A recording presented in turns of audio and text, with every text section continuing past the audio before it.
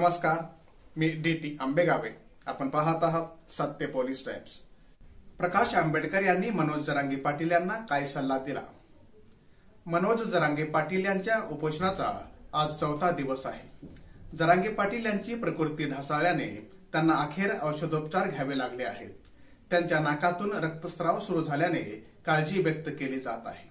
वंचित बहुजन आघाडीचे अध्यक्ष ॲडव्होकेट प्रकाश आंबेडकर यांनी जरांगे पाटील यांना एक सल्ला दिला आहे. त्यांनी स्वतःच्या शरीराचा त्याग करण्यात काहीही अर्थ नाही. उपोषणातून जागृती करायची होती, ती झाली आहे. आता आरक्षण मिळवणे हे ध्येय असावं असं आम्ही मानतो. म्हणून जरांगे पाटील यांनी येत्या लोकसभेत कोणत्याही पक्षाचा आधार न घेता जालना येथून लोकसभा निवडणूक स्वतंत्रपणे लढवावी अशी मागणी वंचित बहुजन आघाडीचे राष्ट्रीय अध्यक्ष ॲडव्होकेट प्रकाश आंबेडकर यांनी मुंबई येथील पत्रकार परिषदेत केली आहे.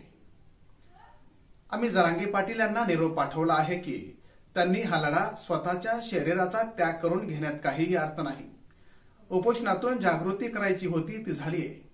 त्यांनी हा लढा आता राजकीय भूमिकेतून लढावा असे प्रकाश आंबेडकर यांनी म्हटले.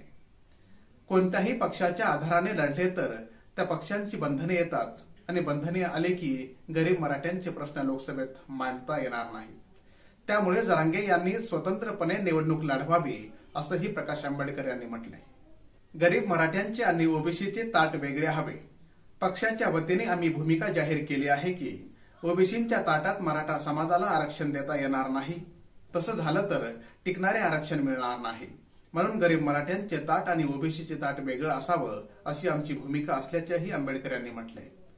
मनोज जरांगे यांनी जालना लोकसभा मतदारसंघातून उमेदवारी जाहीर करावी. ते निवडून येतील अशी आम्हाला खात्री आहे. लोकसभेतून गरीब मराठ्यांचा प्रश्न सोडवण्यात येतो हे आम्ही त्यांना सांगणार आहोत. ते मान्य करतील अशी अपेक्षा आंबेडकर यांनी व्यक्त केली. प्रकाश आंबेडकर यांचा सल्ला मनोज जरांगे पाटील ऐकतील का हे पाहणं महत्त्वाचं ठरणार आहे. सामान्य जनतेचा बुलंद आवाज, सत्य पोलीस टाइम्स.